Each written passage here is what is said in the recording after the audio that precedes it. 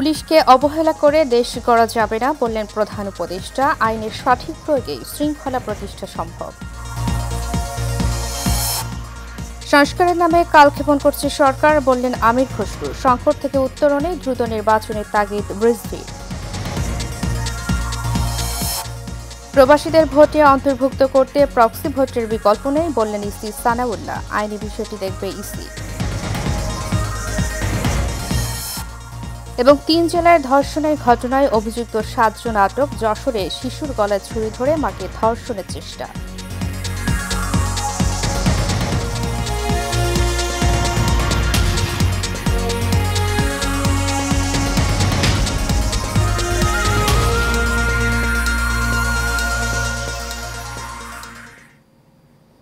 স্বাগত এশিয়ান নিউজে, সাথে আছি আমি উর্মি আক্তার। এতক্ষণ শুনছিলেন বিআরবি কেবল ইন্ডাস্ট্রিজ লিমিটেড সংবাদ শিরোনাম। এবারে চলে যাব পুরো খবরে। প্রধান উপদেষ্টা ডক্টর মোহাম্মদ ইউনূস বলেছেন, আইন শৃঙ্খলা বাহিনী হল সম্মুখ সারির যোদ্ধা, তাই পুলিশকে অবহেলা করে দেশ গড়া যাবে না। তিনি বলেন, আইন যদি সঠিকভাবে প্রয়োগ করা যায় তবেই শৃঙ্খলা প্রতিষ্ঠিত হবে। সকালে প্রধান উপদেষ্টার কার্যালয়ে পুলিশের ঊর্ধ্বতন ও মাঠ পর্যায়ের কর্মকর্তাদের সঙ্গে বৈঠকে এসব কথা বলেন ডক্টর মোহাম্মদ ইউনূস। রাশিদ আকুনের রিপোর্ট।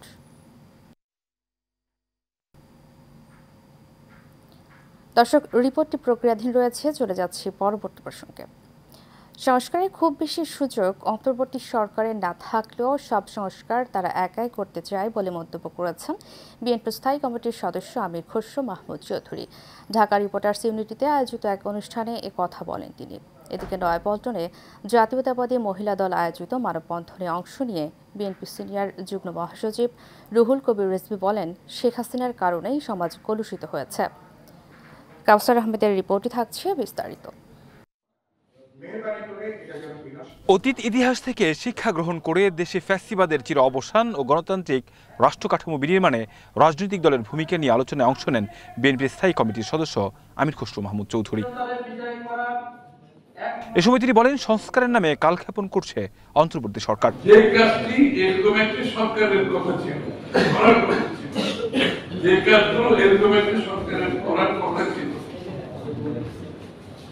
আগামী দিনগুলোতে স্বল্প মেয়াদে, মধ্য মেয়াদে দেখবে।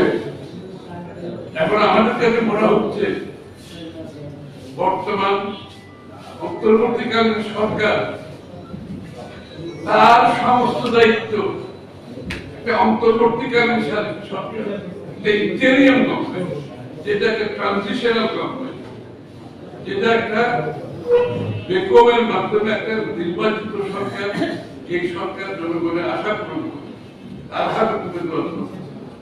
এখন মনে হচ্ছে একটি অন্তর্বর্তীকালীন সরকার তারা বাংলাদেশের আগামী দিনে স্বল্প মেয়াদী, মধ্যমেয়াদী, দীর্ঘমেয়াদী এর পরবর্তী কিছু থাকে আর সব কিছুর দায়িত্ব ওরা নিতে চাইছে। এদিকে আসিয়ার ধর্ষণকারীদের বিচার দাবিতে আয়োজিত মানববন্ধনে বিএনপির সিনিয়র যুগ্ম মহাসচিব রুহুল কবির রিজভী জানান, সমাজের কলুষিত অবস্থা দূর করতে প্রয়োজন নির্বাচন। আইন প্রয়োগকারী সংস্থারা তারা জানে তারা বিরোধী দলের উপর অন্যায় করলে পরে রেহাই পাওয়া যায়, সুতরাং তারা বেআইনি কাজ করতে কখনো দ্বিধা করেনি। এই যে অপরাধ আইন প্রয়োগকারী সংস্থারা করেছে, এর কারণে সামাজিক দুর্বৃত্তপনা, সামাজিক অপরাধ বৃদ্ধি পেয়েছে। বিএনপির 15 বছরের আন্দোলন আর জুলাইয়ের আন্দোলনকে আলাদা করা যাবে না বলেও জানান তিনি। কাউসার আহমেদ, এশিয়ান টেলিভিশন, ঢাকা। প্রধান উপদেষ্টা ডক্টর মোহাম্মদ ইউনূস বলেছেন, আইন শৃঙ্খলা বাহিনী হল সম্মুখ সারির যোদ্ধা, তাই পুলিশকে অবহেলা করে দেশ গড়া যাবে না। তিনি বলেন, আইন যদি সঠিকভাবে প্রয়োগ করা যায় তবেই শৃঙ্খলা প্রতিষ্ঠিত হবে। সকালে প্রধান উপদেষ্টার কার্যালয়ে পুলিশের ঊর্ধ্বতন ও মাঠ পর্যায়ের কর্মকর্তাদের সঙ্গে বৈঠক শেষে এসব কথা বলেন ডক্টর মোহাম্মদ ইউনূস। রাশিদ আকুনের প্রক্রিয়াধীন রিপোর্টটি আমাদের হাতে এসেছে, দেখে নেব রিপোর্টটি। দেশের চলমান পরিস্থিতি ও আইন শৃঙ্খলা নিয়ে পুলিশের শীর্ষ ১২৭ কর্মকর্তার সাথে জরুরি বৈঠকে বসেন প্রধান উপদেষ্টা। বৈঠকে তিনি বলেন, আইন না থাকলে সরকার, গণতন্ত্র ও নাগরিক অধিকার কিছুই থাকবে না। প্রধান উপদেষ্টা বলেন, বাংলাদেশ গড়তে হলে পুলিশ বাহিনীকে কার্যকর ভূমিকা রাখতে হবে। ফ্যাসিস্ট সরকার এই বাহিনীকে রাজনীতিকীকরণের মাধ্যমে বিতর্কিত করেছিল বলে উল্লেখ করেন তিনি। আইন যদি না থাকলো তাহলে সরকারও কি, গণতন্ত্র কি, অধিকার কি, মানুষ নাগরিকদের কি, কিছুই থাকে না। কাজে এটাই ছিল মূল জিনিস, যে আমরা পুলিশকে অবহেলা করে কিংবা পাশ কাটিয়ে গিয়ে দেশ গড়তে পারবো না। ডক্টর ইনুস বলেন, জুলাই আন্দোলনের মাধ্যমে দেশ গড়ার সম্ভাবনা তৈরি হয়েছে। এই সুযোগ নষ্ট করা যাবে না। নির্বাচন যতই কাছে আসবে, ষড়যন্ত্র ততই বাড়বে। উল্লেখ করে প্রধান উপদেষ্টা পুলিশ বাহিনীকে আরও সতর্ক থাকার পরামর্শ দেন। পুলিশ বাহিনী হলো আমাদের কোর বাহিনী, যাতে মানুষের সঙ্গে, সরকারের সঙ্গে যে আমাদের সংযুক্ত রাখে, মানুষের মনে উৎসাহ সৃষ্টি করে, আনন্দের সৃষ্টি করে, যে আমরা জাতি হিসেবে এগিয়ে যেতে চাই, আমরা হেরে যাওয়ার জাতি না, আমরা জয়ী হওয়ার জাতি, আমরা পারবো। আমাদের সেই সম্ভাবনার দুয়ার খুলে গেছে, সেই সম্ভাবনাগুলোকে আমরা কাজে লাগাতে চাই। বৈঠকে বক্তব্য রাখেন স্বরাষ্ট্র উপদেষ্টা এবং আইজিপি সহ পুলিশের ঊর্ধ্বতন কর্মকর্তারা। Rashed Akon, Asian television. নির্বাচন কমিশনার আবুল ফজল মোহাম্মদ সানাউল্লাহ বলেছেন, বড় পরিসরে প্রবাসীদের ভোটে অন্তর্ভুক্তি নিশ্চিত করতে চাইলে প্রক্সি ভোটের কোনো বিকল্প নেই বলে জানিয়েছেন নির্বাচন কমিশনার আবুল ফজল মোহাম্মদ সানাউল্লাহ।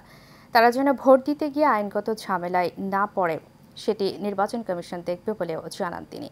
সকালে নির্বাচন ভবনে ওআইসিভুক্ত মিশন প্রধানদের মধ্যে 10টি দেশের প্রতিনিধিদের সঙ্গে বৈঠক শেষে কথা বলেন তিনি। বৈঠকে ত্রয়োদশ জাতীয় সংসদ নির্বাচনের প্রস্তুতিমূলক কার্যক্রম তুলে ধরার পাশাপাশি ওআইসিভুক্ত দেশগুলোর কাছে প্রবাসী বাংলাদেশিদের ভোট দেওয়ার বিষয়ে সহযোগিতা ও অভিজ্ঞতা বিনিময় করেছে নির্বাচন কমিশন।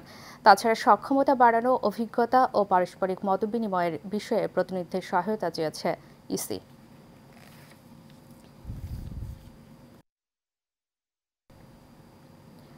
কর্তৃপক্ষের আশ্বাসে প্রায় 1.5 ঘণ্টা পর কর্মবিরতি প্রত্যাহার করেছে মেট্রো রেলের কর্মীরা। এতে চালু হয়েছে টিকিট ব্যবস্থাও। এর আগে প্রায় 1.5 ঘণ্টা টিকিট ছাড়া ভ্রমণ করেন যাত্রীরা। সকাল 9টায় তারা স্বাভাবিক কাজে ফেরেন। তবে টিকিট কাউন্টার চালু করে আবারও কাউন্টার থেকে টিকিট দেওয়া বন্ধ রেখেছেন আগারগাঁও স্টেশনের মেট্রো রেল কর্মীরা। যাত্রীরা ডিজিটাল টিকিট বিক্রয় মেশিন থেকে টিকিট সংগ্রহ করে মেট্রোতে চলাচল করছেন। এমআরটি পুলিশ সদস্য কর্তৃক ঢাকা ম্যাস ট্রানজিট কোম্পানি লিমিটেডের 4 জন সহকর্মী মৌখিক ও শারীরিকভাবে লাঞ্ছিত হওয়ার ঘটনায় কর্মবিরতির ঘোষণা করে মেট্রো রেল কর্মীরা।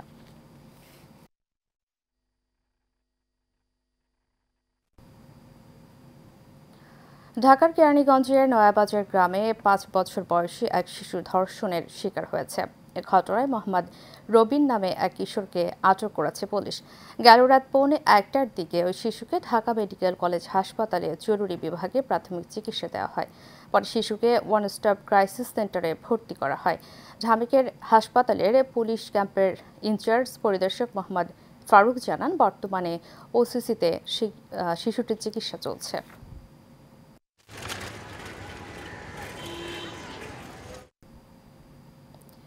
বগুড়ার কাহালুতে 6 বছর বয়সী 2 শিশুকে ধর্ষণের অভিযোগে গ্রেফতার নুরুল ইসলাম নুরুর 2 দিনের রিমান্ড মঞ্জুর করেছেন আদালত।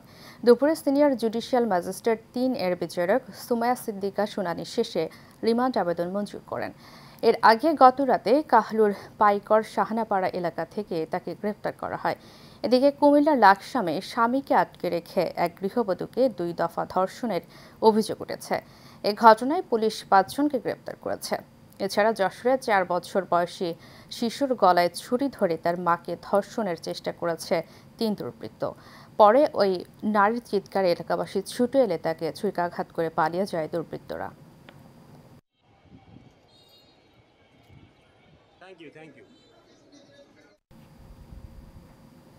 নিচ্ছি বিআরবি কেবল ইন্ডাস্ট্রিজ লিমিটেড সংবাদ বিরতি। ফিরে শোনানো খবরের সাথে আরো থাকছে। গাজা ইসরায়েলি হামলায় 14 ফিলিস্তিনি নিহত, ধ্বংসস্তূপ থেকে আরও 15 লাশ উদ্ধার।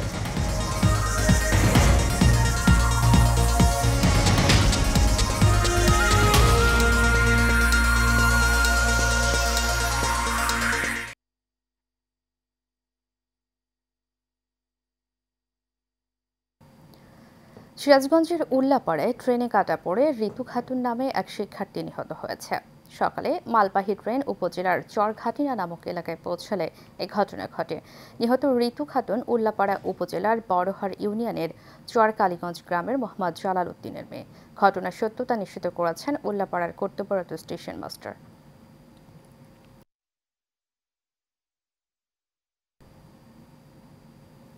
কিশোরগঞ্জের কটিয়াদীতে ভিজিএফের চাল বিতরণকে কেন্দ্র করে সংঘর্ষের ঘটনা ঘটেছে। এ সময় ইউনিয়ন পরিষদের চেয়ারম্যান লায়ন মোহাম্মদ নাদিম মোল্লার উপর হামলা করেন কয়েকজন। করগাঁও ইউনিয়ন পরিষদে ভিজিএফ চাল বিতরণের সময় কয়েকজন ব্যক্তি প্রতি কার্ডে ওজনে 1 থেকে 1.5 কেজি কম দেওয়ার অভিযোগ করেন। চেয়ারম্যান নাদিম মোল্লা তাদের ব্যবহৃত ওজন মিটার পরীক্ষা করতে চাইলে সিব্বির, জাকারিয়া ও খোকন নামে 3 ব্যক্তি তার সঙ্গে বাকবিতণ্ডায় জড়িয়ে পড়েন। এক পর্যায়ে তারা উত্তেজিত হয়ে চেয়ারম্যানের উপর হামলা চালায়, যদিও অভিযোগ অস্বীকার করেন অভিযুক্তরা।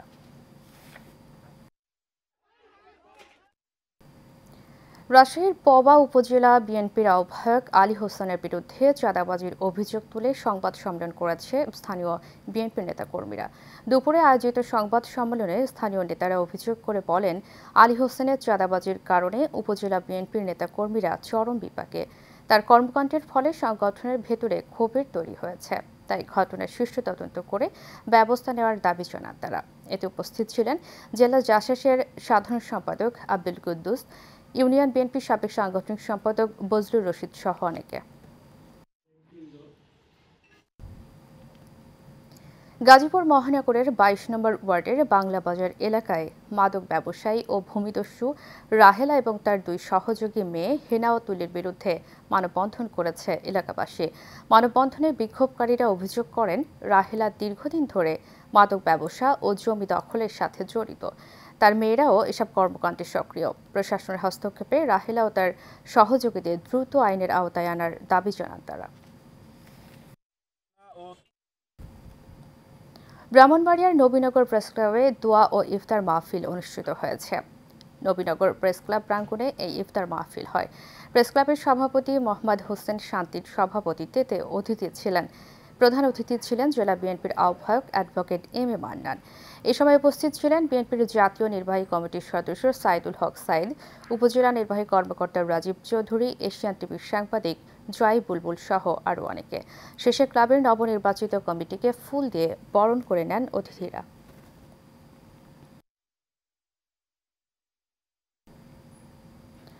নারায়ণগঞ্জের ফতুল্লায় শাইখুল হাদিস মুফতি মনির হোসেন কাশিমের উদ্যোগে ইফতার ও দোয়া মাহফিল অনুষ্ঠিত হয়েছে।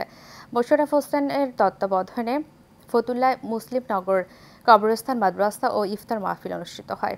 ইফতারের পূর্বে শহীদদের আত্মার মাগফিরাত কামনা দোয়া করা হয়। মাহফিলে মুফতি মনির হোসেন কাশিমি বলেন, সুন্দর বাংলাদেশ বিনির্মাণে ইসলামিক আদর্শে আগামী বাংলাদেশ গড়তে সকলকে একসাথে কাজ করতে হবে।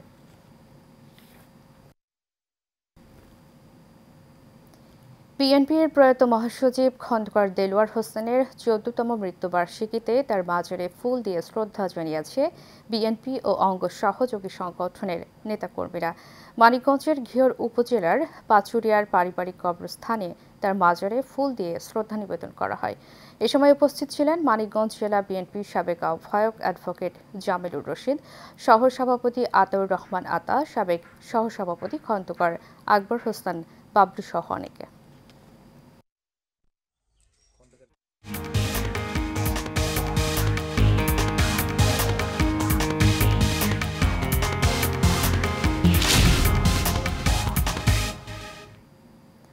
এবারে আন্তর্জাতিক সংবাদ।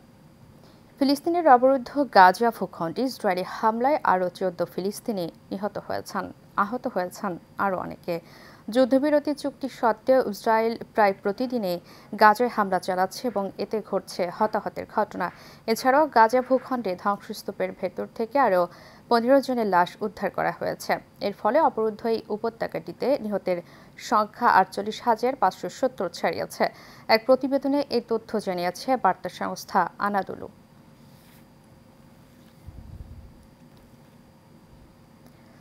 আদালতের নিষেধাজ্ঞা সত্ত্বেও 2 শতাধিক ভেনেজুয়েলাবাসীকে বিতাড়িত করেছে যুক্তরাষ্ট্র। ব্রিটিশ সংবাদ মাধ্যম বিবিসি জানায় 200 জনেরও বেশি ভেনেজুয়েলার গ্যাং সদস্যকে যুক্তরাষ্ট্র থেকে এল সালভাদরের একটি সুপারম্যাক্স কারাগারে নির্বাসিত করা হয়েছে। মার্কিন সরকার বা এল সালভাদর কেউই আটককৃতদের পরিচয় শনাক্ত করেনি। এছাড়াও তাদের অপরাধমূলক কর্মকাণ্ড বা গ্যাং সদস্যপদ সম্পর্কে বিস্তারিত তথ্যও দেয়নি।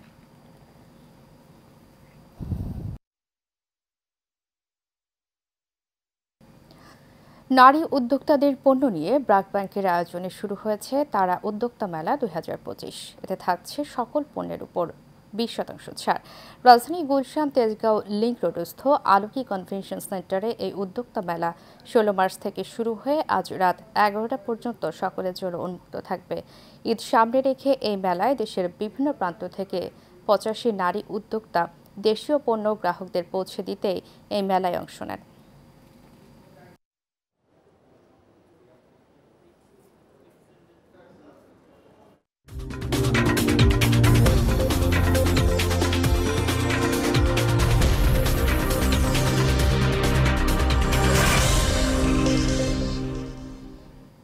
এবারে খেলার খবর।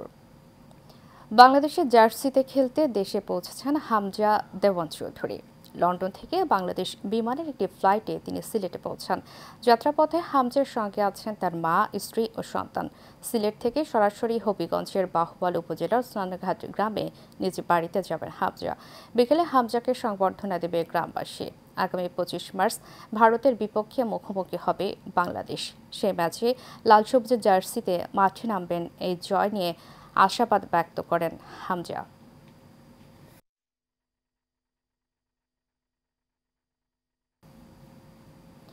শেষ করব এশিয়ান নিউজ। তারিখে বিআরবি কেবল ইন্ডাস্ট্রিজ লিমিটেড সংবাদ শিরোনামগুলো জানাবো আরও একবার।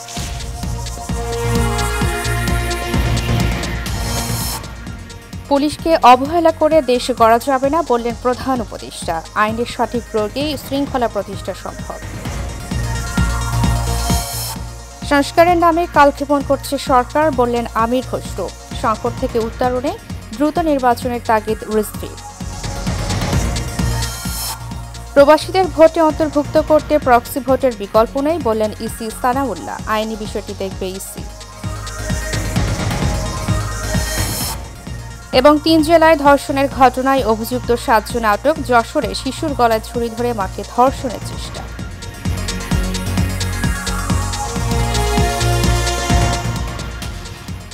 এশিয়া নিউজ এ পর্যন্ত। পরবর্তী সংবাদ দেখার আমন্ত্রণ জানিয়ে শেষ করছি। ধন্যবাদ সবাইকে।